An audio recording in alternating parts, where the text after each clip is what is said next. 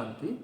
আজকে আমরা শুনব আজকের ডেটের 28 জুলাই 2021 সাকার বাংলা মুরলী। সারে বাবা আজকে বলছেন যে বাচ্চারা, এই সময়টা হলো পুরুষোত্তম হওয়ার সঙ্গম যুগ। আর মনে রাখবে, এই যুগে কখনো তোমরা পাপ কর্ম করা উচিত নয়। তিনটি কথাই বাবা ইম্পর্টেন্ট বলছে।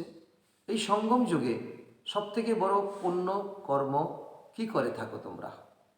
বাবা বলছে নিজেকে বাবার কাছে সঁপে দেওয়া, অর্থাৎ সম্পূর্ণ সাহা হয়ে যাওয়া, এটাই হলো সবথেকে বড় পুণ্য কর্ম। এখন তোমরা আসক্তি সমাপ্ত করেছো, তাই না? সন্তান সন্ততি ঘর বাড়ির সবাইকে ভুলে যাচ্ছ, এটাই হলো তোমাদের ব্রত। তুমি মরে গেলে সমগ্র দুনিয়া তোমার কাছে মৃত হয়ে যাবে। এই সময় বাবা বলছে কি, অর্থাৎ নিজের আমারকে এখন মেরে দেওয়া, আমিকে নিয়ে বাঁচা, অর্থাৎ পুরানো দুনিয়ার স্মৃতিকে মেরে দেওয়া, নতুন ব্রাহ্মণ জীবনকে নিয়ে বাঁচা, নতুন সংস্কারকে নিয়ে বাঁচা। আপ মুয়ে মর গই দুনিয়া। এখন তোমরা বিকারী সম্বন্ধ থেকে মুক্ত হচ্ছ। এই পুরুষোত্তম যুগে জীবন মুক্ত হওয়ার জন্য পুণ্য কর্ম করতে হবে তোমাদের। আর পুণ্য কর্ম করার পদ্ধতিও তোমরা জানো। পবিত্র তোমাদের থাকতে হবে, বাবাকে সাহা করতে হবে, পবিত্র অবশ্যই হতে হবে। ঘর বাড়ি ইত্যাদি সকলের মন থেকে আসক্তি সমাপ্ত করে দিতে হবে। এটাই হলো উত্তম এবং অতি প্রয়োজনীয় কর্ম। আর তন মন দিয়ে দৈবী রাজ্য স্থাপন করতে হবে, পুরুষোত্তম বানানের সেবা করতে হবে। নিজে হলে হবে না, অন্যকেও বানাতে হবে। তারপর বাবা বলছে অলমাইটি বাবার যে শক্তি, এই শক্তিকে শক্তিটিকে যদি সামনে রাখো, প্রতিটি কার্য তোমার সহজ হয়ে উঠবে। আর সর্বদা তুমি অটল নিশ্চয় বুদ্ধি হয়ে যাবে। আর একাগ্রতার শক্তি তোমার পরবশ, অর্থাৎ মায়ার কোনো প্রভাব তোমার মধ্যে পড়বে না, আর তোমার স্থিতিকে পরিবর্তন করে দেবে। আর এখন আমরা বিস্তারে শুনব। মিষ্টি বাচ্চারা, এই হলো পুরুষোত্তম হওয়ার সঙ্গম যুগ। এই যুগে কোনো রকমের পাপ কর্ম করা উচিত নয়। প্রশ্ন, এই সঙ্গম যুগে বাচ্চারা তোমরা সব থেকে বড় পুণ্য কী করে থাকো? উত্তরে বাবা বলছেন নিজেকে বাবার কাছে সঁপে দেওয়া, অর্থাৎ সম্পূর্ণ সাহা হয়ে যাওয়া, এটাই হলো সব থেকে বড় পুণ্য কর্ম। এখন তোমরা আসক্তিকে সমাপ্ত করছো, সন্তান সন্ততি ঘর বাড়ি সবাইকে ভুলে যাচ্ছ, এটাই হলো তোমাদের ব্রত। তুমি মরে গেলে সমগ্র দুনিয়া তোমার কাছে মৃত হয়ে যাবে। এখন তোমরা বিকারী সমুদ্র থেকে মুক্ত হচ্ছ। গীত কেন জ্বলবে না বন্যী পতঙ্গ, অর্থাৎ আমি যদি এখন পতঙ্গ হই, আত্মারও কি পরবানা হই, আর বাবা যদি শিখা হয়, আর যখন এই যজ্ঞের রহস্য, জ্ঞানের রহস্য আমি জেনে ফেলেছি, তখন কেন না আমি বাবার প্রতি এখন সাহা হয়ে যাই? কেন না যাওয়া উচিত? অবশ্যই যাওয়া উচিত। এই হলো ভক্তি মার্গের গীত। এই সময় বাবা আমাদেরকে তার সম্পূর্ণ অর্থ বুঝিয়ে বলছেন। ওম শান্তি। এইসব প্রার্থনার দ্বারা ভক্তি মার্গে বাবার মহিমা করা হয় পরোক্ষভাবে। এই প্রার্থনা হলো বন্যী পতঙ্গেদের, অর্থাৎ বাবা হলো শিখা, আমরা হলাম পতঙ্গ। জলে গিয়ে মরে যাওয়া, ঘুরে চলে আসা নয়। বন্যী শিকার প্রতি মহিমা। শিখা হচ্ছে বাবা, আর বাবা হচ্ছে কি, আর তোমরা হলে পতঙ্গ। যখন বাবা এসেই গেছেন, তখন কেনই না বেঁচে থেকেও তার হয়ে যায়। বেঁচে থেকেও মৃত হয়ে যাওয়া তাকেই বলা হয় যারা আশ্রিত হয়, অর্থাৎ ভক্তি তো বলে তোমার শরণাগত। প্রথমে তোমরা আসরিক পরিবারের ছিলে, এখন তোমরা ঈশ্বরীয় পরিবারের হয়ে গেছো। ঈশ্বর এসে জীবিত অবস্থাতে তোমাদেরকে দত্তক নিয়েছেন। বাবা বলছে কি, তোমার ঘর বাড়ি সংসার সব কিছু ঠিক আছে, কিন্তু তোমাকে আমি আমার বানিয়েছি, আর তুমিও আমাকে তোমার বানিয়েছ। তো যাকে বাবা বলা হয় যে তুমি এখন দত্তক হয়ে গেছো, যাকে পুনরায় শরণাগতি বলা হয়। এই সময় যখন দুনিয়ার কালো মেঘে ছেয়ে গেছে, তখন বাবা বটগাছরূপী বৃক্ষের নিচে আমাদেরকে রক্ষা দিয়েছেন, আমাকে ঠাঁই দিয়েছে। মনুষ্য কীর্তন করে প্রভু তোমার শরণে এলাম। আর এই সময় এটা হলো তার প্র্যাকটিক্যাল কথা।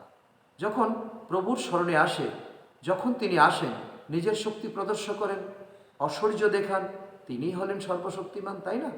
আর তার অবশ্যই আকর্ষণও থাকে চুম্বকের মতো। তিনি সব কিছু থেকে মুক্তি দিয়ে দেন, বিকার থেকে মুক্তি, বা বলছে কি সমস্ত প্রকার থেকে তিনি আমাদেরকে মুক্ত করিয়ে দেন, ইচ্ছার থেকে মুক্ত করান, হ্যাঁ, বিকার থেকে মুক্ত করান, লোভ থেকে মুক্ত করান, মোহ থেকে মুক্ত করান। বরাবর যারা বাবার বাচ্চা আর বাচ্চি, ছেলে মেয়ে, তারা হয় আসরি সম্প্রদায়ের সম্বন্ধ থেকে দুঃখী হয়ে যায়। এই সময় জ্ঞান প্রাপ্ত করলে বাবাজিকে আসরি সম্প্রদায় থেকে তখন আমাদের উঠে আসতে ইচ্ছা করে।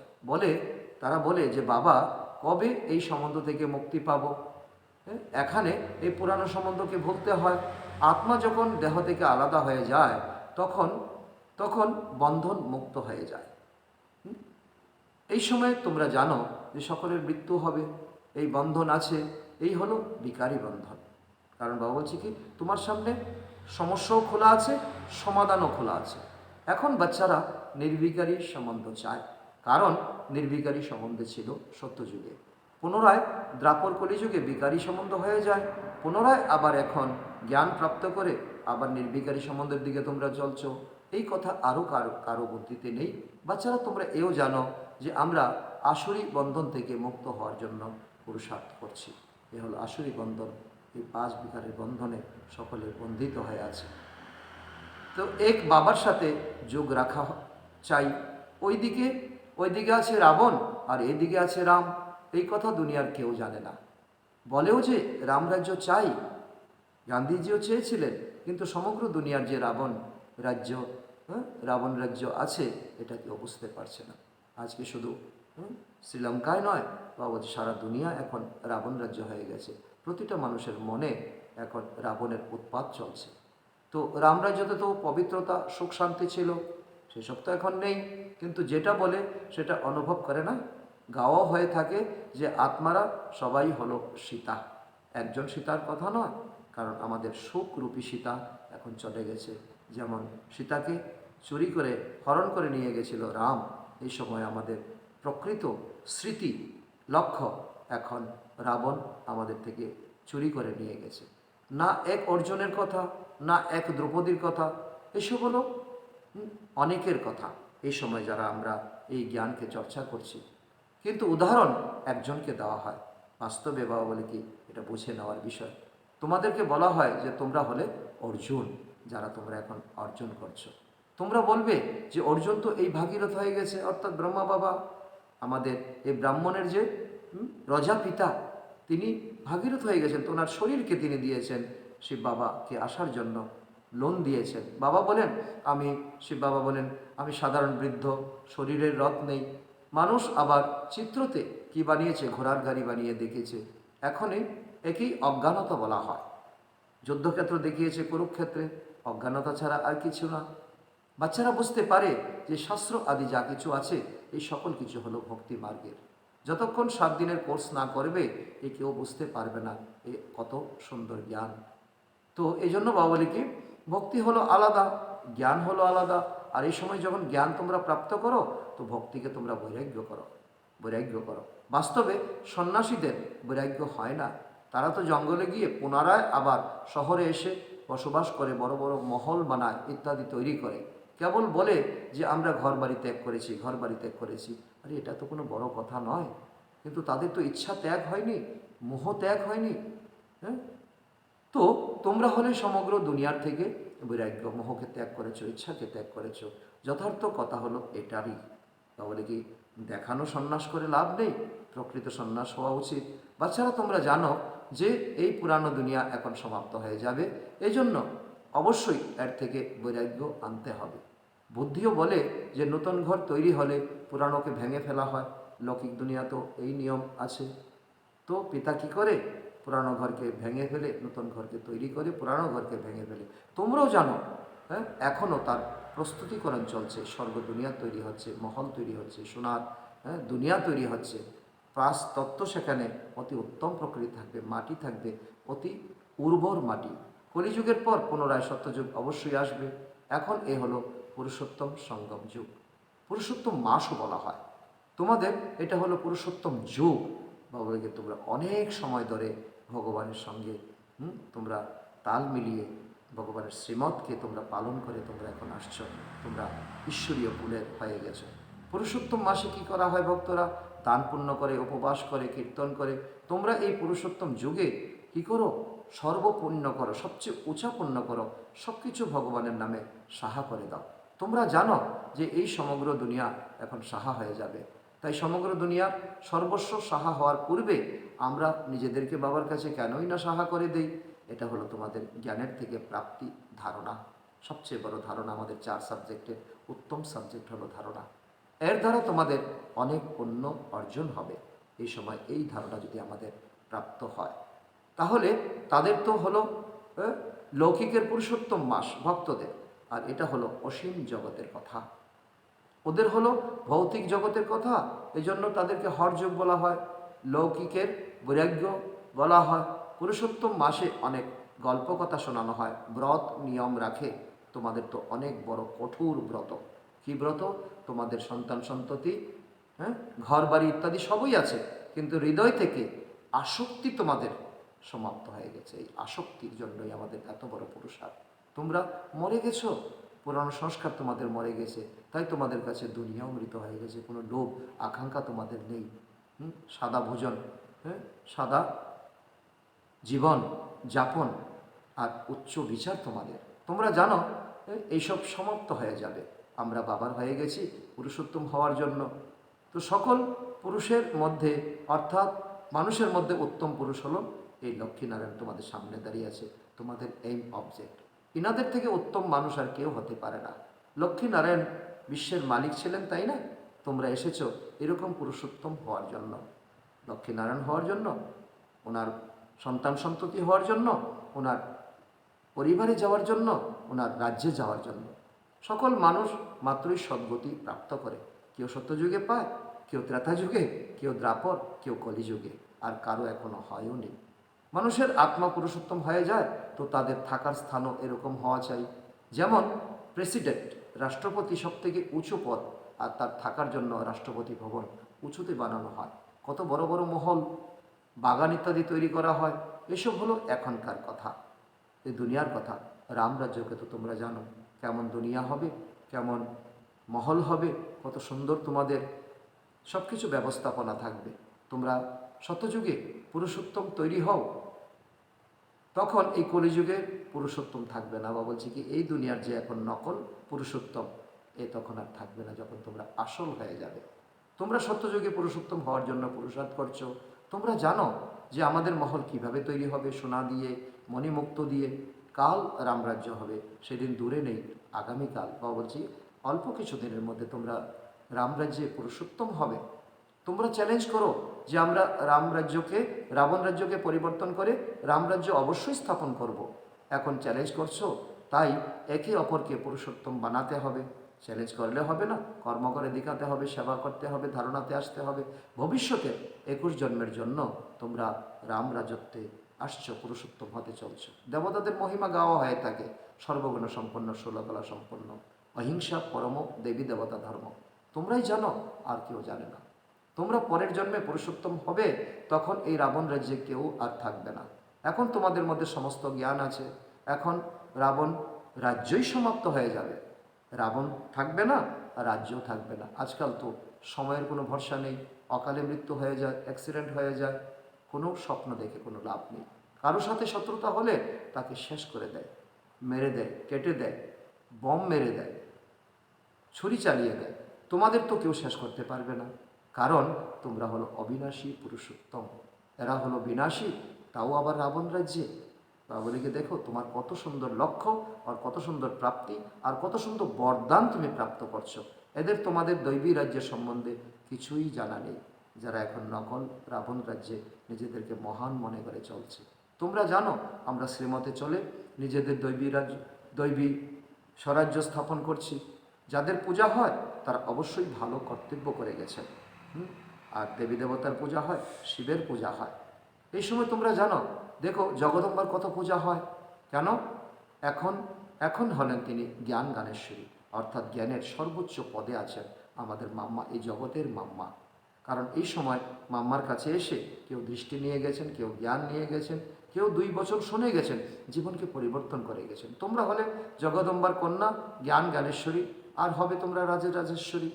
জগদম্বা যেমন জ্ঞান ধারণ করে সত্যযুগে লক্ষ্মী হয়েছে, তোমরাও সেই লক্ষ্মীর দুনিয়াতে যাবে, লক্ষ্মী হবে, লক্ষ্মীর সন্তান সন্ততি হবে। এই দুইয়ের মধ্যে উত্তম কে? জ্ঞান জ্ঞানেশ্বরী না রাজরাজেশ্বরী? অবশ্যই জ্ঞান জ্ঞানেশ্বরীর কাছে গিয়ে তোমরা অনেক মনোকামনা পূর্ণ করো। তোমরা এই সময় জ্ঞান প্রাপ্ত করো, বিকারকে জিত প্রাপ্ত করার জন্য তোমরা এখন রাজযোগকে শিখো। তো অনেকে জিনিস প্রার্থনা করে যা কোনো বাস্তবে যার কোনো মূল্য নেই। জগদম্বার মন্দির আর লক্ষ্মীনারায়ণ মন্দিরের মধ্যে অনেক পার্থক্য আছে। জগদম্বার মন্দির অনেক ছোট হয়, ছোট জায়গাতে ভিড় অনেক পছন্দ করে। শ্রীনাথের মন্দিরে অনেক ভিড় হয়, সেখানে কাপড়ের লাঠি দিয়ে, হ্যাঁ, কাপড়কে লাঠির মতো বানিয়ে তাকে দিয়ে আঘাত করে যাতে মানুষ কষ্ট না পায় এবং ডিসিপ্লিন যাতে রক্ষা হয়, এগিয়ে যাওয়ার জন্য, অর্থাৎ ভিড়কে সুন্দর শৃঙ্খলাতে আনার জন্য। কলকাতাতে কালীর মন্দিরে কত ছোট হয়, ভিতরে তেল আর জলে ভর্তি থাকে, পিচ্ছিল হয়ে যায়, ভিতরে খুব সাবধানে যেতে হয়, যে কোনো সময় তোমরা পরে যেতে পারো, অনেক ভিড় থাকে। লক্ষ্মীনারায়ণ মন্দির অনেক বড় হয়, জগদম্বার মন্দির ছোট কেন? এই সময় জগদম্বা গরিব, তাই না? এই সময় জগদম্বা অনেক কৃচ্ছ সাধন করেছে, অনেক কষ্ট করে যোগ্যতে তিনি চলেছেন, তাই মন্দিরও গরিবের হয়। তারা হলেন ধনী, তো তাই মন্দির কখনো মেলা লাগে না। লক্ষ্মীনারায়ণের মন্দিরে মেলা লাগে না, জগদম্বার মন্দিরে মেলা লাগে। গরিবরাই আসে ভগবানের কাছে, জ্ঞান পেতে আসে, গরিবরাই দান পুণ্য করে। বাইরে থেকে অনেক লোক আসে। মহালক্ষ্মীও মন্দির আছে 4 হাতের, অর্থাৎ এখন বর্তমানে যারা পবিত্র নরনারী, আর সত্যযুগে দেখানো হয়েছে লক্ষ্মীনারায়ণের 4 হাত। এটা তোমরা জানো, হ্যাঁ, নারায়ণও আছে, লক্ষ্মীও আছে। তাদের থেকে ধন প্রার্থনা করে, কেননা তারা ধনবান হয়েছে, তাই না? এখনও তো হলো অবিনাশী জ্ঞান রত্ন তোমরা প্রাপ্ত করছো, আর জ্ঞানই একসময় তোমরা প্রালব্ধ হয়ে যাবে, ধনে পরিণত হয়ে যাবে।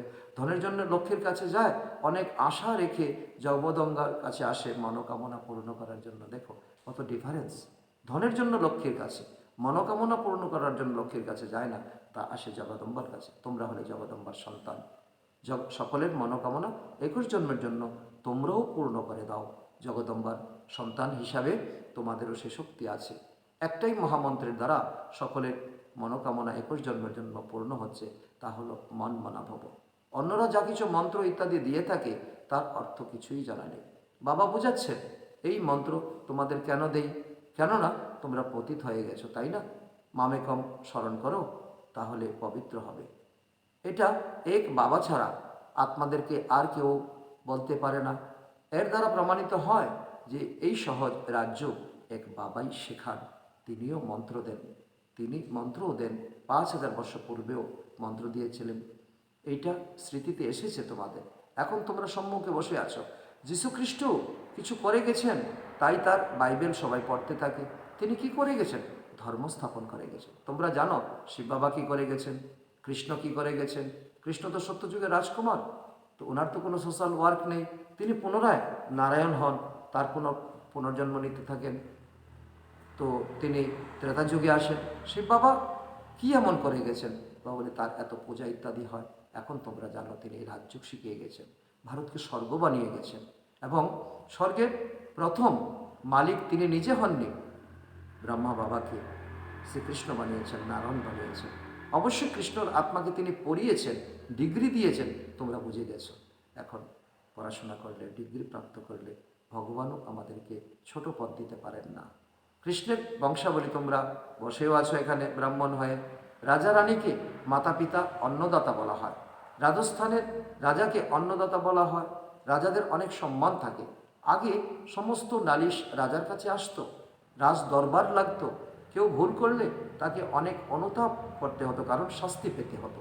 আজকাল তো জেল ওয়ার্ডস অনেক আছে, বারে বারে জেলে যায়, কারণ এই লৌকিক দুনিয়াতে অনেক অপকর্ম করে সরকারের থেকে সাজা পায়।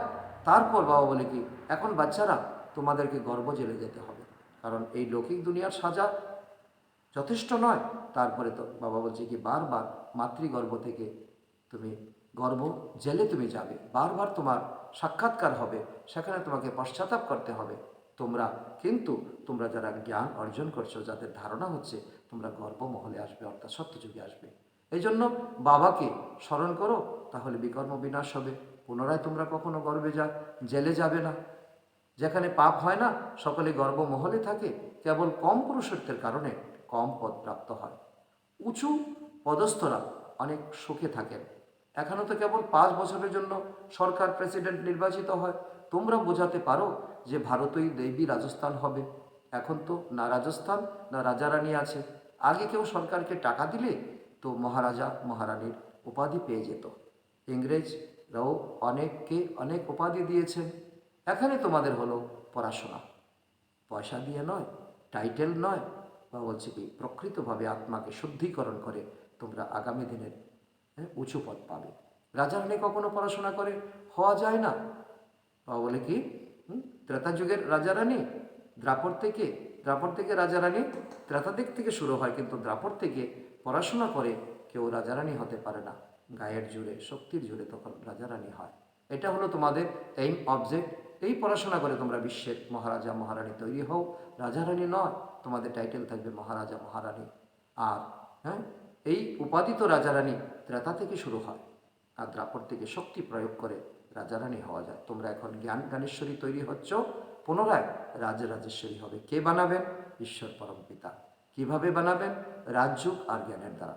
প্রত্যেকটা লাইন বাবা আমাদের ক্লিয়ার করে দিচ্ছেন। রাজত্বের জন্য বাবাকে স্মরণ করতে হবে। বাবা তোমাদেরকে স্বর্গের মালিক তৈরি করছেন। এটা তো অনেক সহজ, তাই না? স্বর্গের স্থাপনকর্তা হলেন গডফাদার। স্বর্গে তো স্বর্গেই স্বর্গে তো স্বর্গ স্থাপনা করবেন না। এই সময় অবশ্যই সঙ্গম যুগে এই স্বর্গ স্থাপনা করবেন। ব্রাহ্মণ করবেন, দেবতা করবেন, ক্ষত্রিয় করবেন। 3 ধর্ম স্থাপন করার জন্য পরমাত্মা আসেন। এই জন্য একে শ্রেষ্ঠ কল্যাণকারী সঙ্গম যুগ বলা যায়। বাবা কতই না বাচ্চাদের কল্যাণ করেন, তিনি স্বর্গের মালিক তৈরি করেন। তারা বলে যে পরমপিতা পরমাত্মা নতুন দুনিয়া রচনা করেন, কিন্তু তাকে কে রাজত্ব করবে এটা কারো জানা নেই। তোমরা বুঝতে পারো যে রামরাজ্য কাকে বলা হয়। তারও তো রামরাজ্যকে 1,00,000 বৎসর দিয়ে দিয়েছে, আর কলিযুগকে এখনও 40,000 বৎসর বাকি আছে বলা হয়েছে। বাবা বলেন আমি আসি কল্পের সঙ্গম যুগে। বাবা ব্রহ্মার দ্বারা বিষ্ণুপুরের স্থাপনা করেন। সত্যনারায়ণের কথা এই সময় আমাদেরকে বোঝান। শতযুগে তোমরা লক্ষ্মীনারায়ণ সর্বগুণ সম্পন্ন তৈরি হও। পুনরায় কলা তোমাদের কম হতে থাকে। তোমরা বৃক্ষের ঝাড়, নতুন বৃক্ষের ঝাড় তখন বলা যায়, কেননা তখন স্থাপনা হয়। এই জন্য বাবা বলছি কি এখন তোমরা নতুন বৃক্ষের ঝাড় ব্রাহ্মণ। আর আজকে ব্রাহ্মণ, কালকে তোমরা শূদ্রতেও পরিণত হয়ে যেতে পারো। নতুন মহল তৈরি হয় তো নতুন বলবে, তোমাদের সত্যযুগ আসবে তো নতুন রাজধানী হবে। পুনরায় কলা কম হতে থাকবে। স্থাপনা এখানেই হয় সঙ্গম যুগে। এসব আশ্চর্যের কথা কারোর বুদ্ধিতে নেই, সকলে উল্টা বুদ্ধিতে চলছে। তাই বাবা বুঝিয়েছেন যে সকল আত্মাদের জন্য এই যুগ হলো পুরুষোত্তম হওয়ার যুগ। জীবন মুক্তিকে পুরুষোত্তম বলা যায়, জীবন বন্ধকে পুরুষোত্তম বলা যায় না। এই সময় বিকারী সম্বন্ধ থেকে বাবা বলছে কি এখন জীবন বন্ধ, জীবন মুক্ত শুরু হবে সত্যযুগ থেকে। এই সময় সবাই জীবন বন্ধে আছে, বাবা এসে সবাইকে জীবন মুক্ত বানাচ্ছেন। তোমরা অর্ধেক কল্প জীবন মুক্ত হবে, 2,500 বৎসর কোনো জীবন বন্ধে আসবে না, কোনো বিকার থাকবে না, কোনো পাপ থাকবে না। পুনরায় জীবন বন্ধ হবে তোমাদের দ্রাপর যুগ থেকে। এটা তোমরা সুন্দর বুঝতে পারছো। তোমাদের ব্রত নিয়ম কি? বাবা এসে ব্রত শিখিয়েছেন। যারা খাদ্য পানীয়ের কথা নয়, সব কিছু কারো কেবল একটু বাবার স্মরণ করো আর পবিত্র হও। সব কিছু তোমরা বাবার তন মন ধন বাবাকে সাহা করে দাও আর পবিত্র হয়ে যাও। পুরুষোত্তম মাসে অনেকেই পবিত্র থাকে। বাস্তবে এই পুরুষোত্তম যুগের সম্মান আছে। তোমরা এই যুগের মান রাখছ। লম্বা সময় ধরে তোমরা বাবার হয়ে আছো, বাবার হয়ে রয়েছো, থাকবে, এবং তার জন্য তোমাদের পদও প্রাপ্তি হবে। তাই তোমাদের অনেক খুশি, অনেক নেশা হওয়া উচিত। এখন তোমাদের দ্বারা কোনো পাপ কর্ম যাতে না হয়, কেননা তোমরা পুরুষোত্তম তৈরি হচ্ছ। আচ্ছা, মিষ্টি মিষ্টি হারানিধি বাচ্চাদের প্রতি মাতা পিতা বাপদাদার স্মরণের স্নেহ সুমন আর সুপ্রভাত। আত্মাদের পিতা ওনার আত্মারূপী বাচ্চাদেরকে জানাচ্ছে নমস্কার। আত্মারূপী বাচ্চারা আত্মার মাত পিতাকে জানাচ্ছি আমরা স্মরণের স্নেহ সুমন আর নমস্কার। ধারণার জন্য মুখ্য সার, এই পুরুষোত্তম যুগে জীবন মুক্ত হওয়ার জন্য পুণ্য কর্ম করতে হবে। পুণ্য কর্ম বলে কি এই সময় তোমার করা উচিত। সব কিছু বাবার প্রতি সাহা হয়ে যাওয়া উচিত। পবিত্র অবশ্যই থাকতে হবে। ঘরবাড়ি ইত্যাদি সকলের থেকে মন থেকে আসক্তি সমাপ্ত করে দিতে হবে। শ্রীমতে, দ্বিতীয় নম্বর, শ্রীমতে নিজের তন মন দিয়ে দৈবী রাজ্য স্থাপন করতে হবে। পুরুষোত্তম বানানোর সেবা করতে হবে, নিজে হলে হবে না, অন্যকে বানাতে হবে। বরদান হলো অলমাইটি বাবার অথরিটির দ্বারা প্রতিটি কার্যকে সহজ করে সর্বদা অচল নিশ্চয় বুদ্ধি হব। আমরা সবথেকে শ্রেষ্ঠ অলমাইটি বাবার অথরিটির দ্বারা সব কার্য করি। এই বিষয়ে এতটাই অটল নিশ্চয় থাকবে যে কেউ আমাদের টলাতে পারবে না। এর দ্বারা অনেক বড় কাজ করেও অতি সহজ অনুভব করবে। যেরকম আজকাল সায়েন্স এর মেশিন তৈরি করছে, কোনো প্রশ্নের উত্তর সহজে পাওয়া যায়। তো বুদ্ধি খাটানোর থেকে মুক্ত হয়ে যাও। এরকম অলমাইটি অথরিটিকে সামনে রাখো, তাহলে সব প্রশ্নের উত্তর সহজে পেয়ে যাবে আর সহজ মার্গের অনুভূতি হবে। স্লোগান: একাগ্রতার শক্তি পরবশ স্থিতিকে পরিবর্তন করে দেয়। এই জন্য একাগ্র স্থিতি আমাদের থাকা একান্ত দরকার। আচ্ছা, ওম শান্তি।